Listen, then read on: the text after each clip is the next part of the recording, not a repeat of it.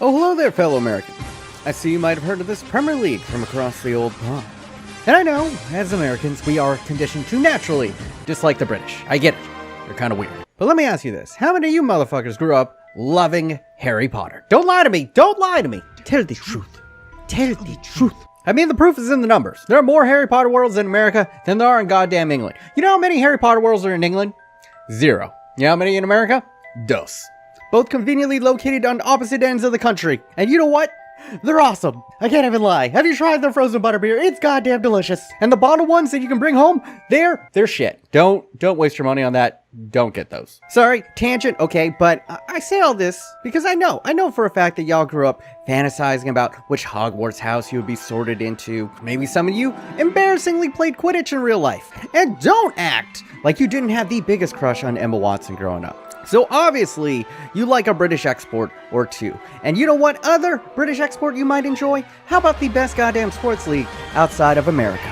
But I mean, you know, what are we competing against here? Chinese basketball? The Spanish league? Or La Liga as they call it? Okay, I'll admit that La Liga was fucking lit when it was Ronaldo and Messi dueling every season. But that era is over, and Messi's team is a cesspool now, so nope, I'm out. Shark Tank. And yeah, the Italian and German leagues are pretty dope too, but you and me, we're American. Let's be honest with ourselves. We probably only speak English. And don't kid yourself that it'll help you learn Italian. No, shut the f up. We are Americans. We love convenience above everything. So much so that we sent Jeff Bezos into space and we couldn't afford to leave him there. And the Premiership is just the most convenient choice. We only speak English, so sadly, that narrows it down to literally the English. But have no fear because the Premiership is pretty dope. It's easily the most accessible league outside of America. Mostly all the coaches, all the athletes speak English, all the pundits and the analysis is in English. It is their version of the NFL, if you will, the most popular, the most bombastic, entertaining sports league in their country. And I know how much you love the NFL season. You know what's better than one NFL season? How about 2? And at this sport, you don't have to feel guilty about them getting CTE, for the most part. I know. It's like concussions don't exist in Europe. Good thing they don't have to use their head. Oh! Alright, and just think about it, man. Another roll of the cosmic dice, and if you were born over there, you would absolutely love Manchester United the same way you love the Dallas Cowboys. And if you grew up hating the Dallas Cowboys, you would have grown up hating Manchester United just the same. Same, but different. It's all the elements you know and love, now with new international flavor. The characters, storylines, dramas, stakes, history, it's all here, baby. And honestly, I think the reason why this hasn't caught on earlier here in America is simply before the internet, we had no way of watching this shit live. But now you can pretty much follow any team in the world completely off of Instagram or TikTok. Plus, out of the major sports leagues outside of America, I would say that the Premiership is the most competitive, it's the most physical, and in my humble opinion, the most entertaining league. And it uses this clever little hack that Americans might be familiar with that somehow make a long 38-game season compelling from start to finish. For the most part. But let's say you've never gotten into soccer, or football as they call it over there. I know, idiots. As an American, who the hell do you even root for? If you don't even have a connection to the country, where do you even begin in picking a team? Should I just go for one of the big boys and be a glory hunter? Or do I go the hipster route and follow one of the up-and-coming teams? Well, have no fear, my muggle friend, because I was where you were about 15 years ago. And over that time, I have grown to love the Premiership even more than I love baseball. Which is not really saying much. But through my years of growing to love this league, let me go ahead and be your guide, your sorting hat, if you will. I'm gonna give you the lowdown on all the houses and see which one has the traits that you might like. And hopefully by the end of this video, I will help you have a new sports team and a brand new sports league that will be giving you entertainment for the rest of your lifetime. Welcome to a Clueless American's Guide to the Premier League. Alright, so, as an American, this is very exciting. Because this is probably your first chance you ever had to pick a sports team from scratch. But there's so many choices. Where the F do I start? Well, first, I'm gonna keep it real with you. Pick a big team, okay? Don't be prideful. Just think about it, okay? Why would you put yourself through more torture than the teams that you already follow? Your team always lets you down. It always breaks your heart. Dear God, especially if you're a Cleveland Browns fan, if you're a New York Jets fan, why do you even have pride? Do yourself a favor. Just root for Manchester City. You've been through enough, bro. You deserve this, bro. Unless you live in Boston or the Bay Area, someplace that shit championships out their asshole, then do not feel guilty at all about picking a top 6 team to follow. Nobody's gonna label you a bandwagon fan in America. But I also know that some of you guys are masochists and you don't want to be a normie and follow these top 6 teams, so I will sprinkle in some sleepers at the end. But as your resident sorting hat for this video, I'm just gonna say it right now. The easy choice for the majority of Americans is to root for Chelsea. There's just so many obvious reasons for Americans to root for Chelsea this year. One, they got Christian Pulisic, which is probably the biggest reason that any American will root for a team. And it also helps that they're pretty good. They just won the Champions League, which is the most prestigious soccer tournament in Europe. And the fucking cherry on top, they also have the most lovable man in all of sports. Of course, I'm talking about N'Golo Kante. If you want to see the backstory on that, check out this video up in the iThingies. So pretty much, Chelsea slam dunk pick for, I'd say, 80% of Americans. All right, video done, right? Well, not so quick, because, you know, there are also a couple of negatives with the positives here. Their coach, while tactically brilliant, is hyper defensive and conservative, and the dude has this really weird, like, Snape Harry Potter relationship with Christian Pulisic. Like, I don't know if he likes him or not, and half the time he doesn't even start. So I know that's gonna frustrate a lot of American fans. And also, Chelsea's kind of known as, like, the rich assholes club. Yeah, Chelsea is located in one of the poshest parts of London, and they were spank-ass mediocre until a Russian oligarch who might have ties with the KGB bought up the club and used his oil money to go on a shopping spree for all the best players, basically turning Chelsea into a super team overnight. And now that I've said all this, it does kind of sound cool. Like, it sounds like a posh Bond villain's team. Like, it's kind of badass. Damn it, I am selling Chelsea too much. Okay, well, the reason why I'm upset about this is, full disclosure, I am a Manchester United fan. I'm obviously going to want you to root for my team, and if I could pitch Manchester United to all of y'all, it would be, don't do it. Do not, I repeat, do not do it. Do not become a Manchester United fan. I know you recognize the name, and yes, in the 90s and 2000s, they were incredible. The most successful club in English history. More league titles than anyone. The motherfuckers were House Gryffindor. And our fandom still thinks that we're Gryffindor. But honestly, we are Hufflepuff. Hufflepuff! Because the new ownership came in and just poisoned everything, man. It has been a turd sandwich for the past decade. But if I could counterpoint it, they also happen to have one of the most exciting young attacking cores in world football. And on top of that, they just got Jadon Sancho, yet another attacking prodigy who might be better than all of them. Think of the squad like the San Francisco 49ers. They both look good in red and white, they have a long history of championships, and they haven't won anything in a while. But they also got a hyper-talented young core of players that, if it all comes together, it could turn into like this new golden era. But more likely it's going to turn to shit for whatever reason. And that is my honest pitch as a Man United fan for the past decade. Probably don't do it, but if you do, at least now, no one will call you a glory hunter. And that should tell you everything you need to know about Manchester United, goddammit. Alright, let's now talk about Manchester United's biggest rivals, and maybe the best team in the league when healthy. Of course, I'm talking about Liverpool. Biggest thing for Americans, this is the team that LeBron partially owns, so all the LeBron dick riders, you have found new dicks to sit on. Congratulations. And to the million more LeBron haters, you have now found the team that you will love to hate. But objectively, they are a fantastic choice. Like, I want to shit on, but I know what Americans like. They are wildly exciting, they're hardworking, they got swag for days, and their coach is as likable as he is ruthless. They also are owned by Americans. Oh, and on top of all that, they're pretty fucking good. They won the Champions League 2 seasons ago, and the season prior to this, they won the league, ending like this huge trophy drought for them. And they got the history, man. Liverpool were the team of the 80s. They were just absolutely dominating everything.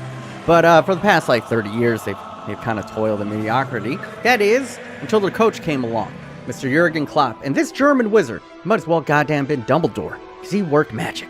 You know, Chelsea just came in with their KGB oligarch and just bought up all the best players. That's not what Liverpool did, man. Old Kloppy over here actually did his homework. He made excellent, frugal signings that blossomed into world-class talents. And he transformed the club through tactics and scouting instead of just overpaying millions for talent. They did it the right way. And because of that, honestly, they, at the moment, are House Gryffindor. So all you fucking normies, here's your club. All aboard. Fucking Liverpool. Why you gotta be so goddamn likable? But what about the defending champions, and undoubtedly the team of the past decade in the Premier League? Yeah, it's time to talk about Manchester City. They are the new money, but you've already heard the story. New billionaire owners come in, this time from Abu Dhabi, and yeah, they got oil money as well. And they pretty much did what Chelsea did a decade before. Now, before these new owners, Man City were pretty much an afterthought of a club, living perpetually in the shadow of the crosstown giants Manchester United. Even though they're both teams in the same town, they weren't even considered crosstown rivals. That is how far the gap was historically between the two clubs. But spending over $1 billion and bringing in superstars 3 deep at every single position on your team, that can change things. and change things rapidly. And on top of that, they went and hired the guy who used to coach Messi. And what has all of this resulted in? Yep, more Premier League trophies than anyone else over the past 10 years. Think of them as the Golden State Warriors of soccer, and their fan bases are pretty much the same. They both didn't exist until 6 years ago. And even though I said all of this, yeah, they're the ultimate bandwagon team for you to hop on, I want to take this moment to say that, fucking just do it, bro. Live a little. Because here's the thing. As an American, nobody is going to give you shit for a team you choose. Because anytime I've ever come across another Premier League fan in America, we're just happy that another one of us exists. And furthermore, all the people from the UK that I've dealt with, when I tell them I'm a Man United fan, they don't really give me shit either. Nobody really cares. You don't have any hometown loyalties or family to link you to any of these clubs. So just follow who you want to follow. Do yourself a favor, Detroit Lions fan. I already know you like a team that plays in a light blue jersey, but wouldn't you like to watch a team in a light blue jersey that wins all the time? Like, haven't you been through enough? You deserve it, bro. Do it. No one's gonna give you shit. And if they do, fuck them. There are very few things in the world that matter less than other people's opinions, especially when the sports teams you support. Now, I'm not saying go be a bandwagon fan, but you know, pick the horse with the better odds. All right, but you might be seeing a little bit of a trend here. Billionaire comes in and just buys the league. What's even intriguing about that? And yeah, that's the other thing that you gotta kind of get used to when it comes to world soccer, and that is there are no salary caps. Like, yeah, there's financial fair play, but that shit's a fucking joke. It's more like financial slap on the wrist, at best. So yeah, there isn't actually too much to stop all these billionaires coming in and just outspending. And sadly, that's usually how the Premier League is won. I'm gonna keep it real, except for maybe one of the greatest underdog stories in sports history. It's time to talk about Leicester. And yes, it is pronounced Leicester. I know, the British are stupid. They spelt it like Leicester, and then they think we're weird when we pronounce it that way. Who spells it like this and pronounce it like Leicester? Leicester is the name of my cousin from Alabama, all right? That's a Leicester. This is a Leicester. But sports hipsters, kids who shopped at Hot Topic, this is your team, bro. This is your team. Leicester is the Premier League team that all the football connoisseurs follow, because they really are a miracle story of the football pyramid in England. Now, another major difference that Americans need to wrap their head around is that the Premier League actually has multiple divisions. And at the end of the season, the bottom 3 teams with the lowest amount of points get relegated, which means they get sent down in division, and then the top 3 teams from the lower division come up. And if I'm gonna be honest, the teams that come up, they usually go right back down because they're not very good. They're usually shit. Like, most of the teams that just make it into the Premier League, they're happy to be there for a season. And that's what a lot of people thought Leicester were. But cousin Leicester came all the way from the 3rd division of English football, made it into the Premier League, barely survived their first season there, and then the next season won the whole goddamn thing. For someone who's unfamiliar with this, the odds at the start of the season were 5,000 to 1. To put that into perspective, the Jets winning the Super Bowl next season would be less surprising. And this wasn't some typical oil baron coming in, buying up all the best players. No! They just happened to scout and moneyball their way into this weird, like, island of misfit toys. But it worked. They were magical, sensational. People were playing out of their minds. And it was the stuff of dreams. They slayed all the giants and they won the whole goddamn thing. And it wasn't even a fluke, because since then, they've been competitive. They've been challenging for a top 4 spot ever since, even with a lot of the bigger teams coming in and kind of picking off their best players. And they really are almost impossible not to root for. For the Harry Potter fans, they are the Neville Longbottom of the Premiership. They started off all frumpy, everybody was making fun of them, but at the end of the day, they might be the real chosen one, bro. And Potterheads will get that. So while I started all this saying, like, hey, you should probably pick a big team, I wouldn't fault you for following one of these smaller squads. Because if we go down the list, Chelsea was a nothing team until Oil Barons came in, same thing with Man City. And then you got Leicester, who did it the right way. So, you know, Giants can emerge from pretty much anywhere. So who knows? But all right, moving on to the next big team, let's talk about Tottenham Hotspur. And yes, it is pronounced Tottenham, not Tottenham. The language is named after you, English. Use it correctly for once. I don't understand. As a fat American, why would you not emphasize the ham? I would like to go to Tottenham and order a Tottenham. It sounds delicious. But if I were to describe Spurs in the terms of Harry Potter characters, they are definitely Ron Weasley. Just always a secondary character and kind of insecure about it.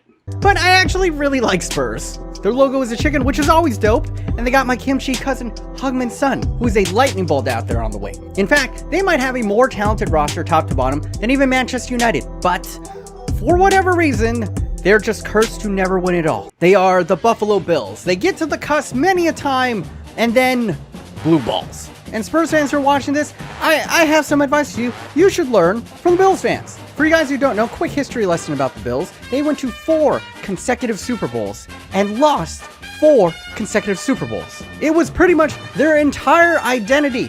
And now, nobody freaking talks about it because all Bills fans do is put themselves through tables. It's genius, actually. So I guess what I'm saying is, Tottenham fans, put yourself through some tables and eat some fucking ham. But now let's talk about Tottenham's arch rival, and that is Arsenal. Now, Arsenal, if they were a Harry Potter character, they would be Voldemort.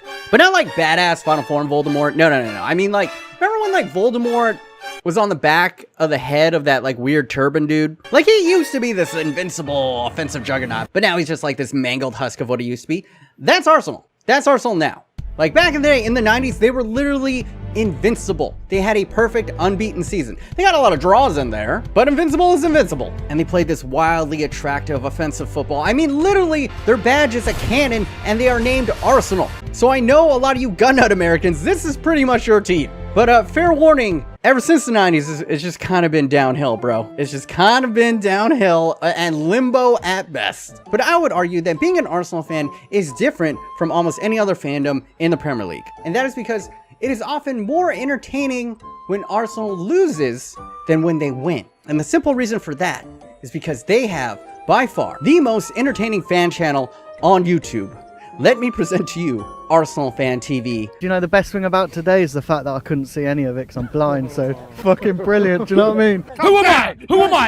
Who am I? Who am I? Third game of the season, we've conceded 8 goals. Medea, yeah? I'm breathing, live and fucking kicking. So while it might be a shit show all season long, win, lose, draw, you will definitely be entertained as an Arsenal fan. And that is kind of it for like the big, I guess 6-ish, 7-ish teams. But I guess I should go over a couple of sleepers real quick. All right, so first up, Everton. They're also known as the Toffees. They're a proud, historic club that are Liverpool's crosstown rivals, actually. But they kind of always finish mid-table and never really challenge for anything. So basically, they're like the Weasley brother, but the one that dies. Burnley. Just think if Hagrid were a team. That's Burnley. West Ham. Notoriously violent fan base. And they also blow bubbles and sing about blowing bubbles before every home match. Newcastle. You remember that one movie, Goal the Dream? Yeah, that's pretty much them. And by that, I mean literally they are about to sign a young Mexican named Santiago Munoz. It's actually insane. So if you haven't seen the movie, go ahead, watch Goal the Dream Begins. Don't watch Goal 2, and it'll probably play out exactly the same. And there are some other interesting teams like Wolves and Crystal Palace are fun to watch. But honestly, all the other teams are muggles, bro. You as an American, you want winners. You want a team that wants to win. And yes, Leicester proved that sometimes rooting for the small team can get you that absolute glory.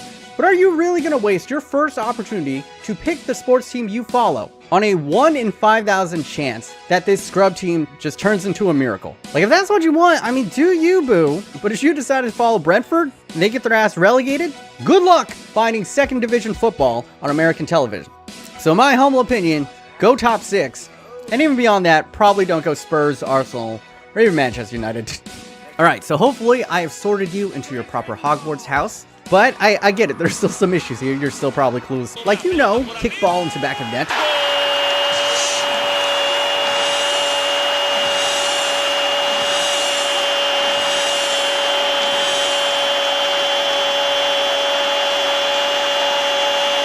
But much like any sport, it's the nuances, it's the accoutrement, that's the good stuff. That's where the real flavor is. So how do you learn all that? How do you learn the rules? And what the fuck is a table? And to that, and I'm not kidding here when I say this, I think you should play FIFA. Not Ultimate Team, not Ultimate Team, f***ing hell. Do not play Ultimate Team.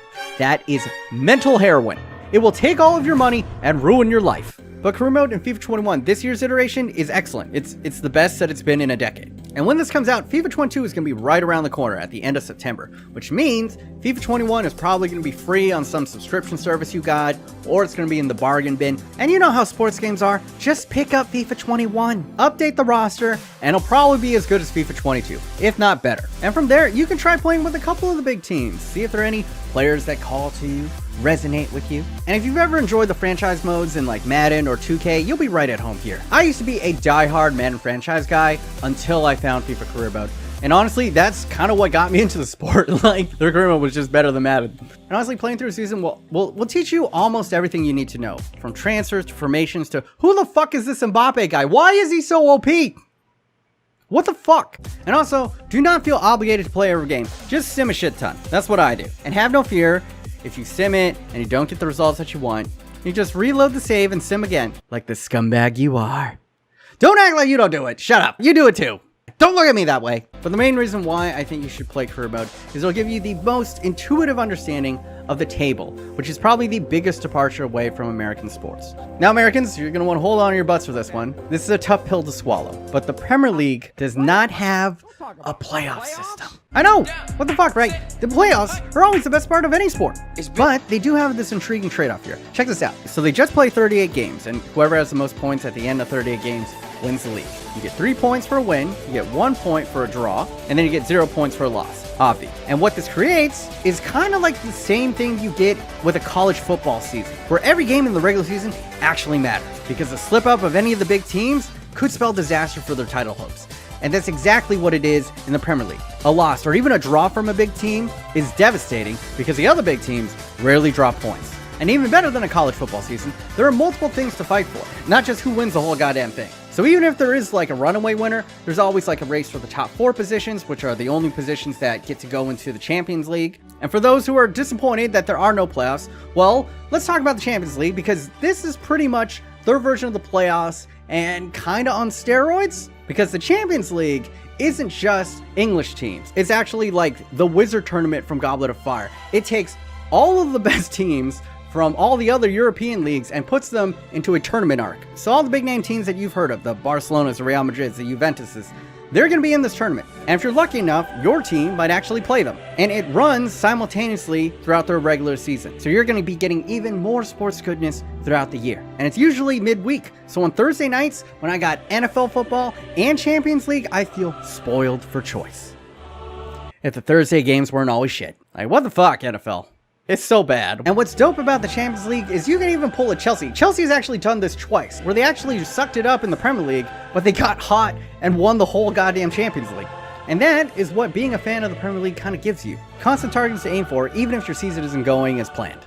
And that's how soccer leagues make even a tie interesting, because nearly every team is competing for something at every point in the season. Obviously, the big teams are trying to win the league, but then there's a bunch trying to qualify for the Champions League spots. And then on the flip side, you usually got, anywhere from 6 to 8 teams that are being threatened to be relegated. Oh, and also there's like this little brother version of the Champions League called Europa, but no one gives a shit about that. Think of it as like the Fantastic Beasts series. It's okay, but not quite as good as the real thing. But alright, now you understand the game, you picked your team, but how do you even watch your team live? Well, if you did decide on one of the big teams, you probably can watch them live on one of the NBC networks, but more conveniently, and this is what I do, you could just pay $5 a month and get Peacock. I know it's Peacock, but it's only $5. And what that allows you to do is stream every single Premier League game the entire season. And when you compare that to the like NFL Sunday Ticket, which is $300, yeah, $5 a month, a goddamn steal. Now, here's a little tough part, guys. If you're on the West Coast, it could be hard sometimes. Some of the games, if you want to watch them live, are going to be at,